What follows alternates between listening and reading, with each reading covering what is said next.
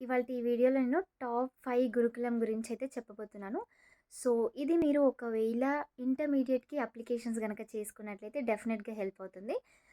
మనకి నార్మల్‌గా నైన్త్ క్లాస్‌లో కూడా గురుకులానికి సంబంధించిన ఎంట్రన్స్ ఎగ్జామినేషన్ ఉంటుంది. సో, నేను చెప్పేది నైన్త్‌కి అండ్ ఇంటర్మీడియేట్ ఫస్ట్ ఇయర్‌లో జాయిన్ అయ్యేటి వాళ్ళకైతే యూజ్ అవుతుంది. So, let's get started. అదేంటి అంటే, సో, గౌల్దొడ్డిలో ఉన్న సీఓఈ ఉంది. సో, ఇది టాప్ 1 సీఓఈ. నెక్స్ట్ కరీంనగర్‌లోని అల్గునూర్ సీఓఈ. ఇది కూడా మనకి ఐఐటీ, నీట్‌కి సంబంధించిన కోచింగ్ అయితే ఇక్కడ ప్రొవైడ్ చేస్తారు. ఇది సెకండ్ ప్రయారిటీ. అండ్ నెక్స్ట్ వచ్చేసరికి ఇన్ కేస్ ఓన్లీ గర్ల్స్ స్కూల్స్‌లలోనే నేను జాయిన్ అవ్వాలి అని అనుకుంటున్నా అనేది మీ ఇంట్రెస్ట్ కనుక అవుతే నార్సింగి గర్ల్స్ కాలేజ్ ఉంది. సో, ఇక్కడ జాయిన్ అవ్వచ్చు.